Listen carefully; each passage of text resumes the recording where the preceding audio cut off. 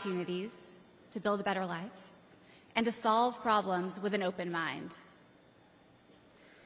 It's safe to say that neither JD nor I expected to find ourselves in this position, but it's hard to imagine a more powerful example of the American dream. A boy from Middletown, Ohio.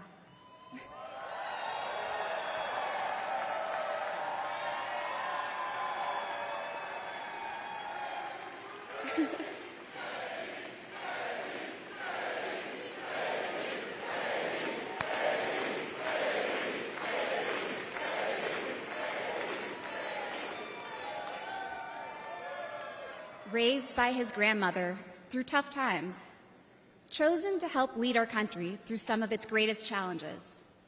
I am grateful to all of you for the trust you have placed in him and in our family. And with that, it is my great privilege to introduce my husband and the next Vice President of the United States, JD Vance.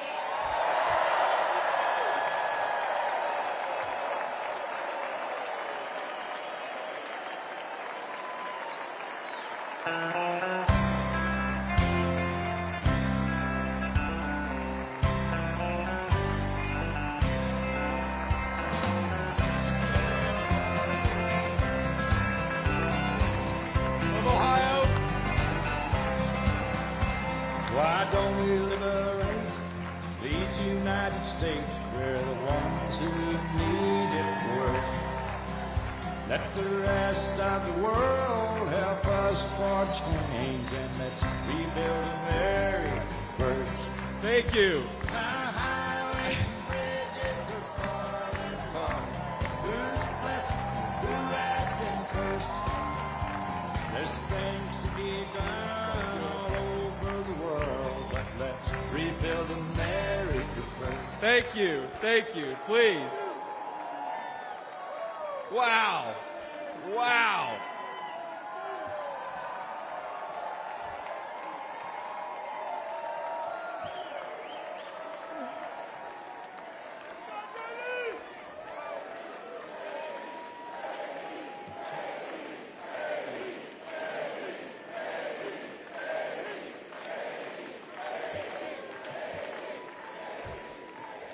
Yeah. First of all, aren't I a lucky guy? Isn't she lovely? Isn't it amazing?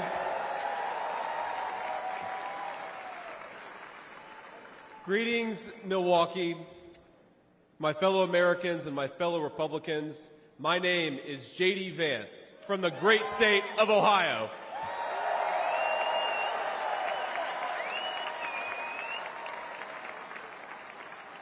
Tonight,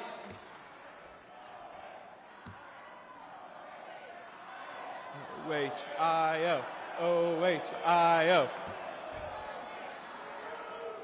You guys, we're gonna chill with the Ohio love. We gotta win Michigan too here, so.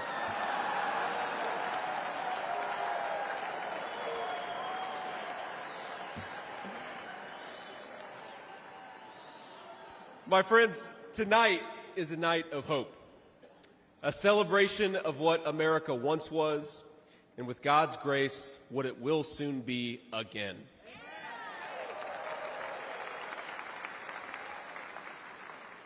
And it is a reminder of the sacred duty we have to preserve the American experiment, to choose a new path for our children and grandchildren. But as we meet tonight, we cannot forget that this evening could have been so much different. Instead of a day of celebration, this could have been a day of heartache and mourning. For the last 8 years, President Trump has given everything he has to fight for the people of our country.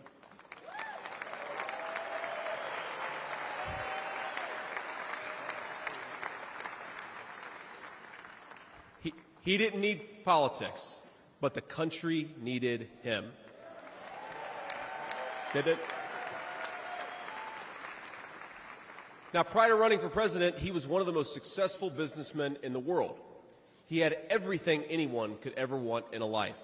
And yet, instead of choosing the easy path, he chose to endure abuse, slander, and persecution. And he did it because he loves this country.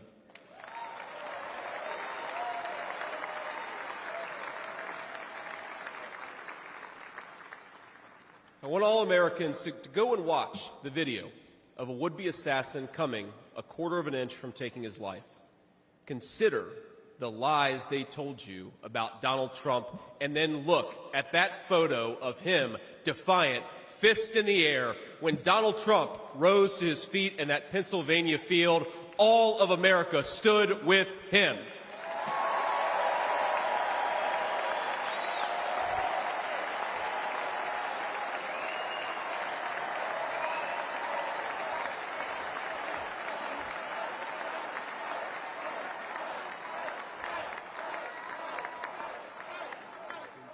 And what did he call us to do for our country? To fight for America. Even in his most perilous moment, we were on his mind. His instinct was for us, for our country, to call us to something higher, to something greater, to once again be citizens who ask what our country needs of us. Now consider what they said. They said he was a tyrant. They said he must be stopped at all costs.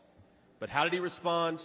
He called for national unity, for national calm, literally right after an assassin nearly took his life.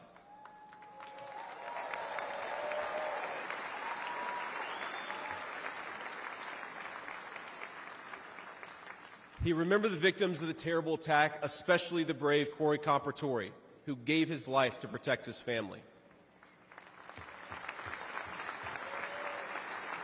God bless him.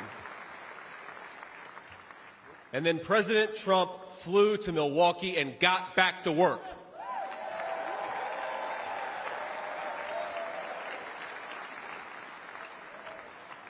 Now that's the man I've gotten to know personally over the last few years. He is tough, and he is, but he cares about people. He can stand defiant against an assassin one moment and call for national healing the next.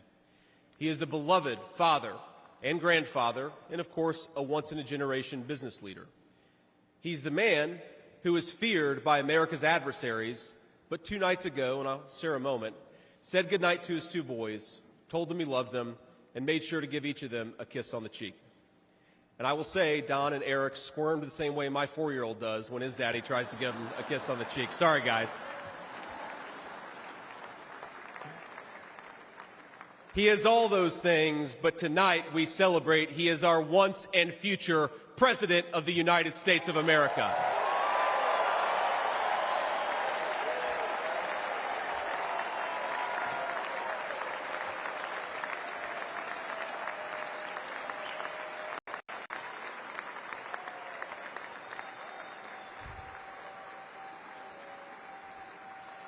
Now, I want to respond to his call for unity myself. We have a big tent in this party on everything from national security to economic policy. But my message to you, my fellow Republicans, is we love this country and we are united to win.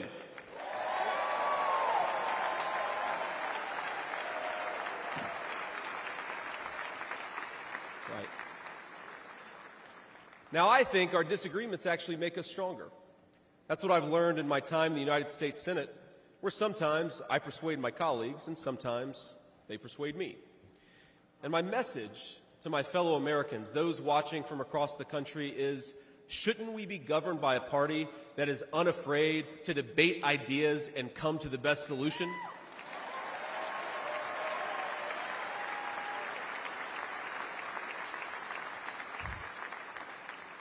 That's the Republican Party of the next 4 years, united in our love for this country and committed to free speech and the open exchange of ideas.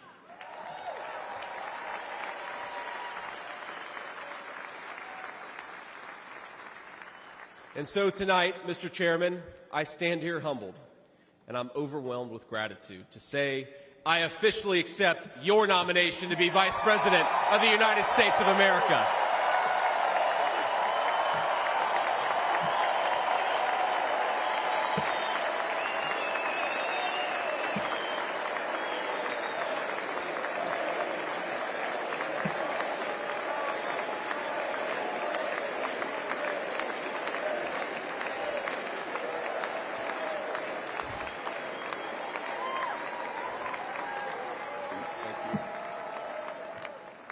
Now, never in my wildest imagination could I have believed that I'd be standing here tonight.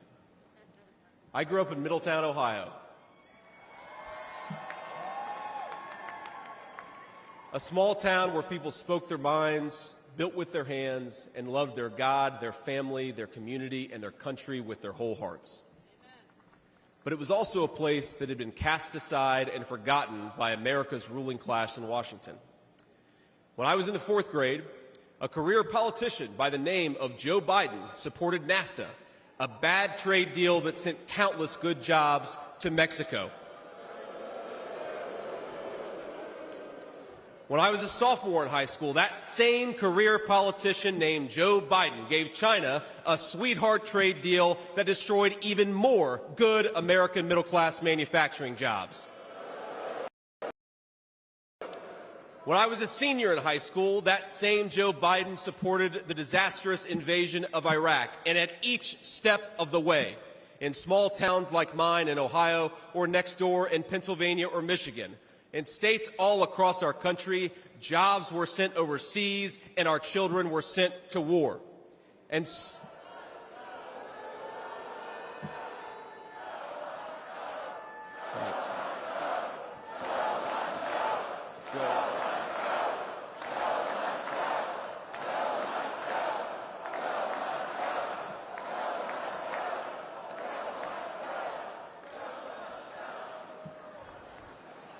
I agree.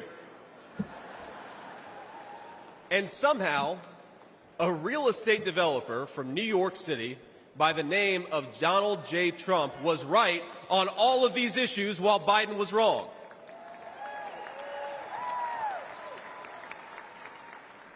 President Trump knew even then that we needed leaders who would put America first.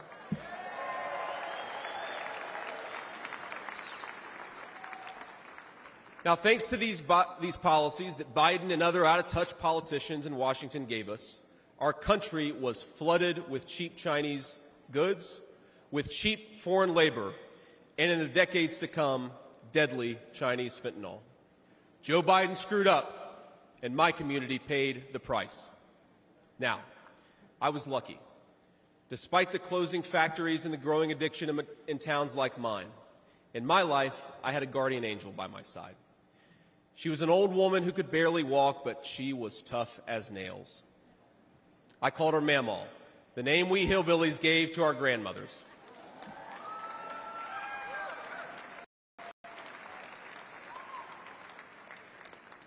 Mamaw raised me as my mother struggled with addiction. Mamaw was in so many ways a woman of contradiction. She loved the Lord, ladies and gentlemen. She was a woman of very deep Christian faith.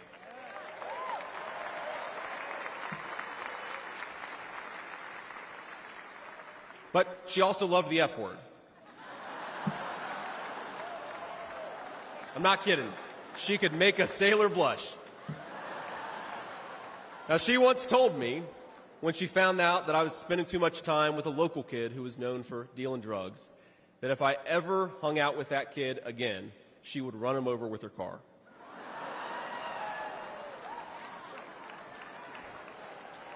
That's true. And she said, JD, no one will ever find out about it.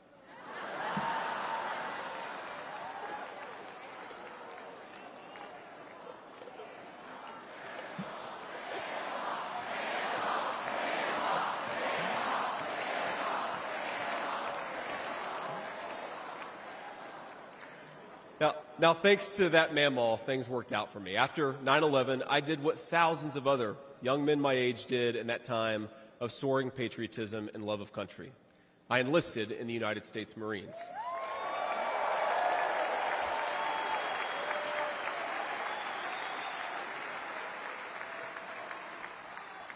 Semper Fi to my fellow Marines. Now, I left the Marines after 4 years and went to the Ohio State University.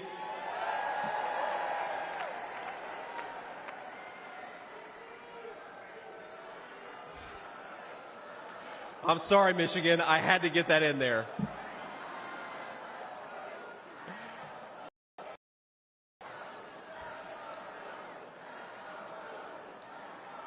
Come on, come on. We've had enough political violence. Now, after Ohio State, I went to Yale Law School, where I met my beautiful wife. And then I started businesses to create jobs in the kind of places that I grew up in. Now, my work taught me that there is still so much talent and grit in the American heartland. There really is. But for these places to thrive, my friends, we need a leader who fights for the people who built this country.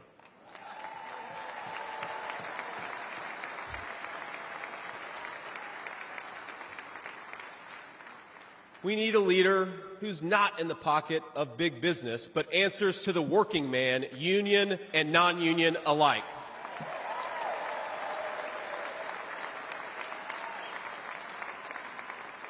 A leader who won't sell out to multinational corporations, but will stand up for American companies and American industry.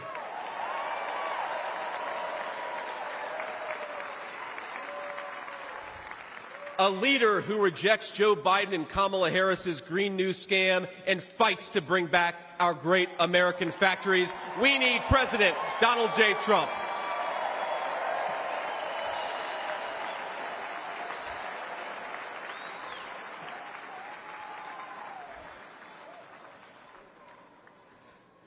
Some people tell me I've lived the American dream, and of course they're right, and I'm so grateful for it. But the American dream that always counted most was not starting a business or becoming a senator or even being here with you fine people, though it's pretty awesome. My most important American dream was becoming a good husband and a good dad, of being able to give.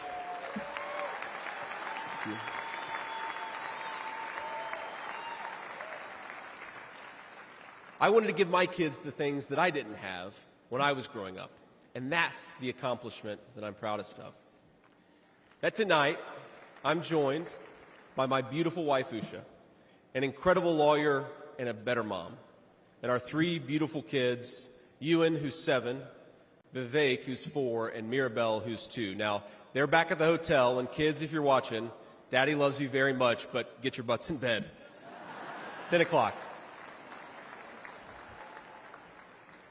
But, my friends, things did not work out well for a lot of kids I grew up with.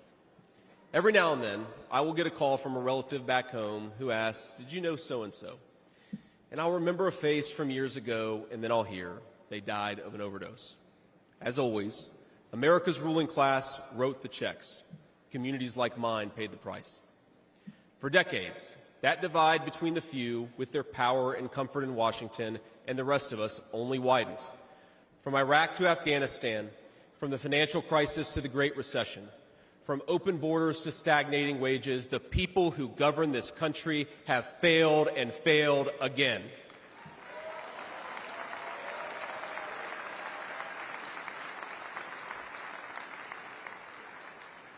That is, of course, until a guy named Donald J. Trump came along.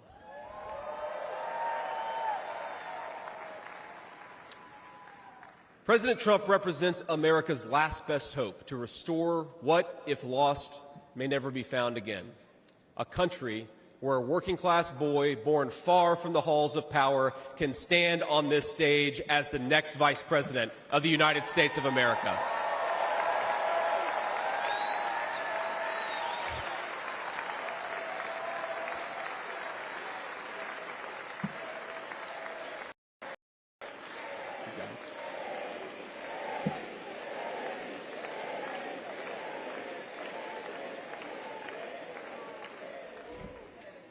But, my fellow Americans, here in this stage and watching at home, this moment is not about me. It's about all of us, and it's about who we're fighting for. It's about the auto worker in Michigan wondering why out-of-touch politicians are destroying their jobs. It's about the factory worker in Wisconsin who makes things with their hands and is proud of American craftsmanship.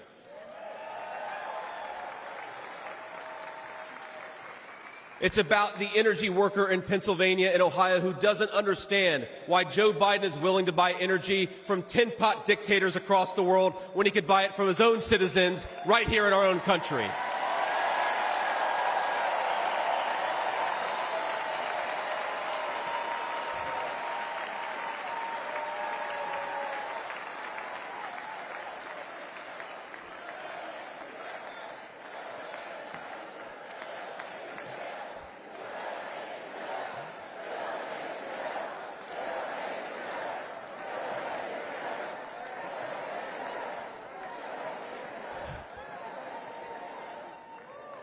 You guys are a great crowd. Wow. And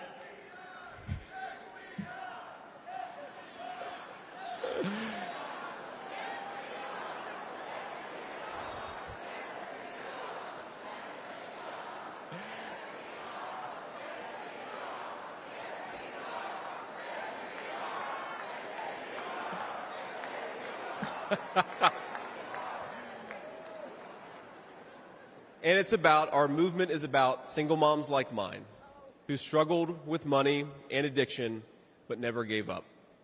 And I'm proud to say that tonight my mom is here, 10 years clean and sober. I love you, Mom.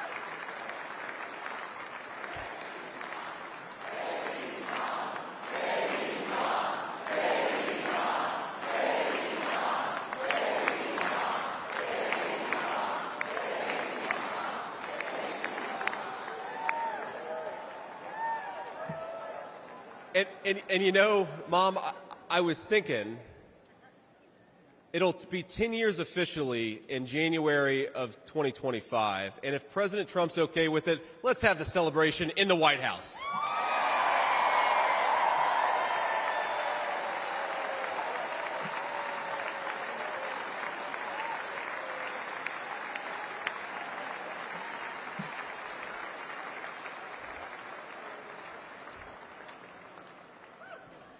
And our movement, ladies and gentlemen, it's about grandparents all across this country who are living on Social Security and raising grandchildren they didn't expect to raise. And while we're on the topic of grandparents, let me tell you another Mamaw story. Now, my Mamaw died shortly before I left for Iraq in 2005. And when we went through her things, we found 19 loaded handguns. They were...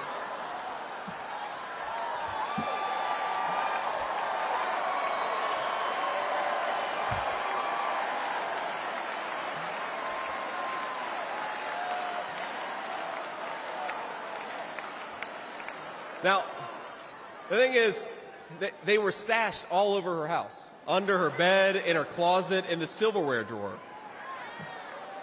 And we wondered what was going on, and it occurred to us that towards the end of her life, Mamaw couldn't get around so well. And so this frail old woman made sure that no matter where she was within arm's length of whatever she needed to protect her family.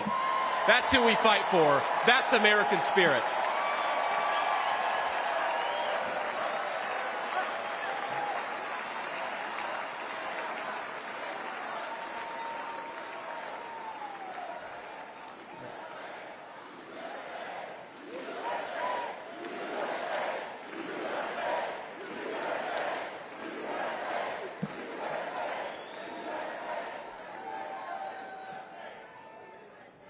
Now, Joe Biden has been a politician in Washington for longer than I've been alive, 39 years old.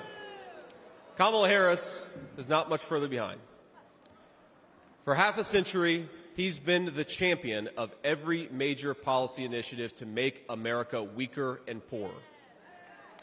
And in 4 short years, Donald Trump reversed decades of betrayals inflicted by Joe Biden and the rest of the corrupt Washington insiders.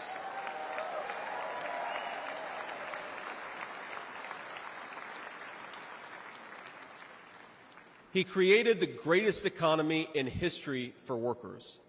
Really amazing. There's this chart that shows worker wages, and they stagnated for pretty much my entire life until President Donald J. Trump came along. Workers' wages went through the roof.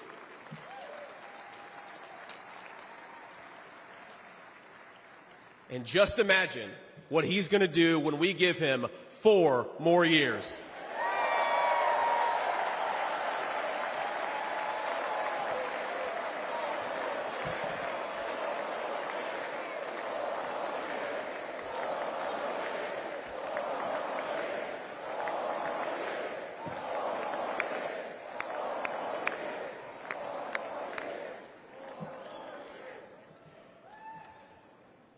Months ago, I heard some young family member observe that their parents' generation, the baby boomers, could afford to buy a home when they first entered the workforce.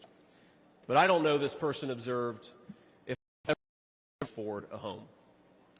The absurd cost of housing is the result of so many failures, and it reveals so much about what's broken in Washington. Now, I can tell you exactly how it happened. Wall Street barons crashed the economy, and American builders went out of business. As tradesmen scrambled for jobs, houses stopped being built. The lack of good jobs, of course, led to stagnant wages.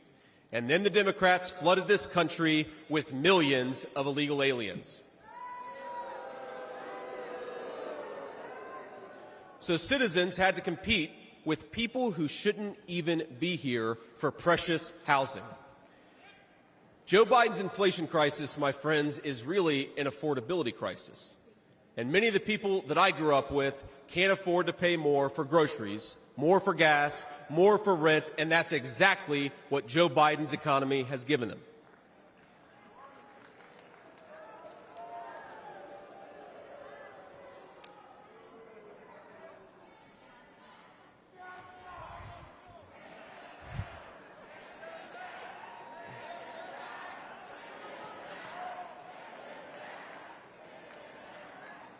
So prices soared, dreams were shattered, and China and the cartels sent fentanyl across the border, adding addiction to the heartache.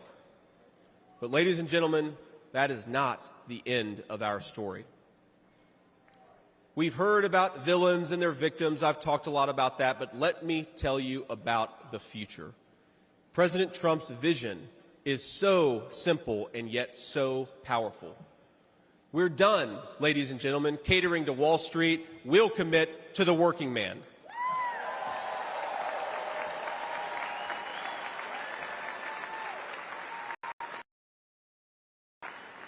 We're done importing foreign labor. We're going to fight for American citizens and their good jobs and their good wages.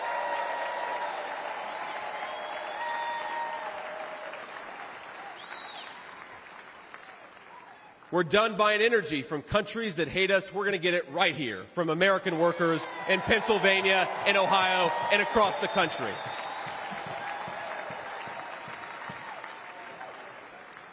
We're done sacrificing supply chains to unlimited global trade, and we're going to stamp more and more products with that beautiful label, Made in the USA.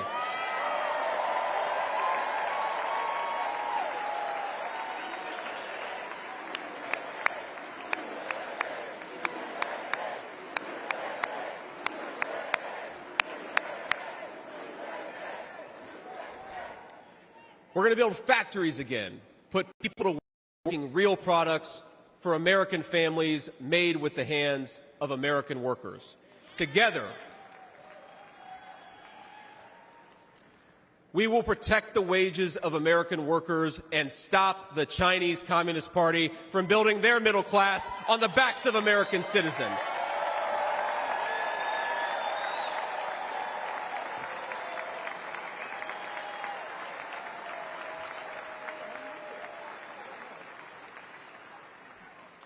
Together, we will make sure our allies share in the burden of securing world peace. No more free rides for nations that betray the generosity of the American taxpayer.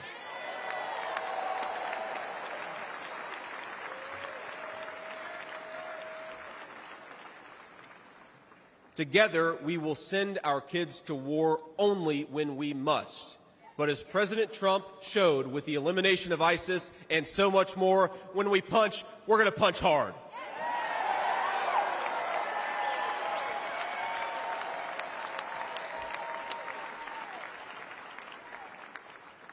Together, we will put the citizens of America first, whatever the color of their skin. We will, in short, make America great again.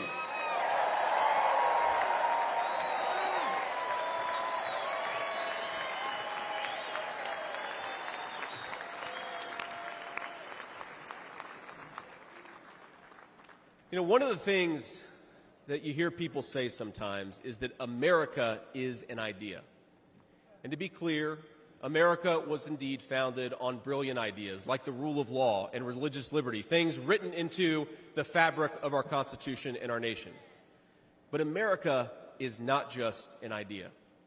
It is a group of people with a shared history and a common future. It is, in short, a nation. Now, it is part of that tradition, of course, that we welcome newcomers. But when we allow newcomers into our American family, we allow them on our terms.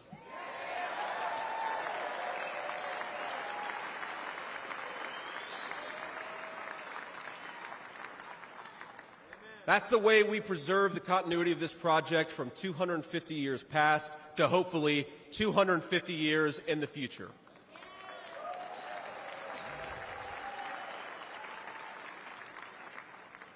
And let me illustrate this with a story, if I may. I'm, of course, married to the daughter of South Asian immigrants to this country. Incredible people. People who genuinely have enriched this country in so many ways. And, of course, I'm biased because I love my wife and her family, but it's true. Now, when I proposed to my wife, we were in law school, and I said, honey, I come with $120,000 worth of law school debt and a cemetery plot on a mountainside in eastern Kentucky.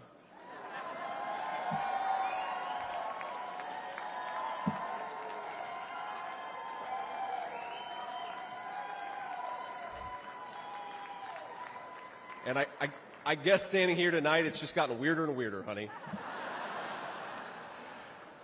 But that's what she was getting. Now, that cemetery plot in eastern Kentucky is near my family's ancestral home. And like a lot of people, we came from the mountains of Appalachia into the factories of Ohio, Pennsylvania, Michigan, and Wisconsin.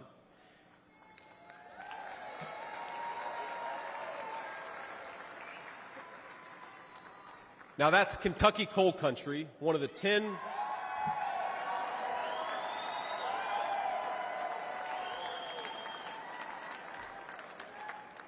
Now, it's one of the 10 poorest counties in the entire United States of America. They are very hardworking people, and they're very good people. They're the kind of people who would give you the shirt off their back even if they can't afford enough to eat. And our media calls them privileged and looks down on them. But they love this country, not only because it's a good idea, but because in their bones they know that this is their home. And it will be their children's home, and they would die fighting to protect it.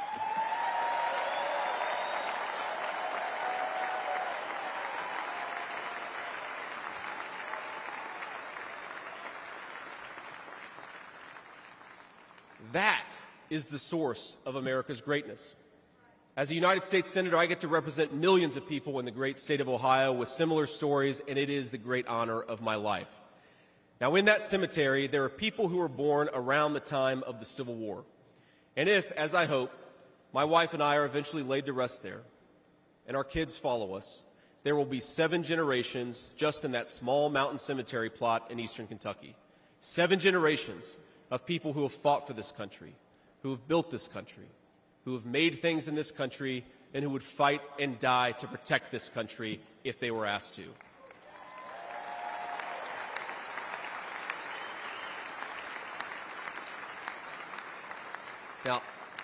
Now, that's not just an idea, my friends. That's not just a set of principles. Even though the ideas and the principles are great, that is a homeland. That is our homeland.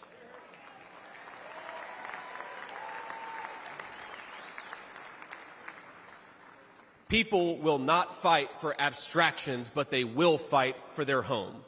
And if this movement of ours is going to succeed, and if this country is going to thrive, our leaders have to remember that America is a nation and its citizens deserve leaders who put its interests first.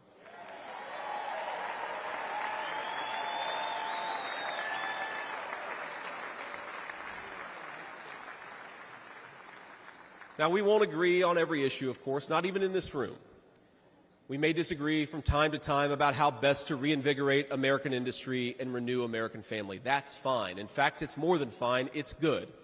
But never forget that the reason why this united Republican Party exists, why we do this, why we care about those great ideas and that great history, is that we want this nation to thrive for centuries to come.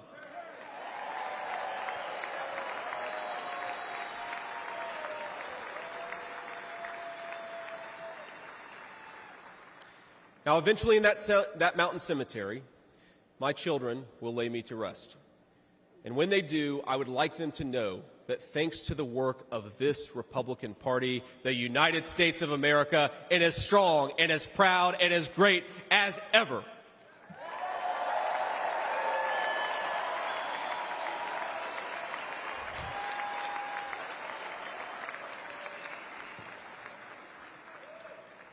That is who we serve, my friends. That is who we fight for. And the only thing that we need to do right now, the most important thing that we can do for those people, for that American nation that we all love, is to re-elect Donald J. Trump, President of the United States.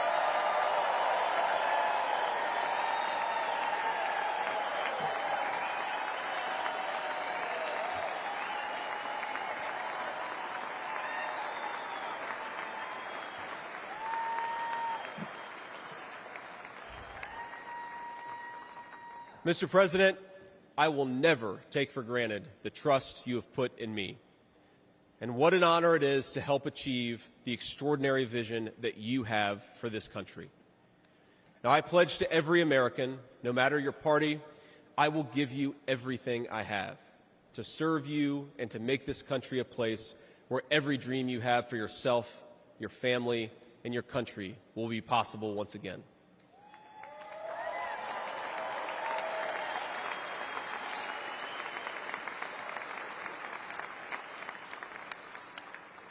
And I promise you one more thing. To the people of Middletown, Ohio, and all the forgotten communities in Michigan, Wisconsin, Pennsylvania, and Ohio, and every corner of our nation, I promise you this. I will be a vice president who never forgets where he came from.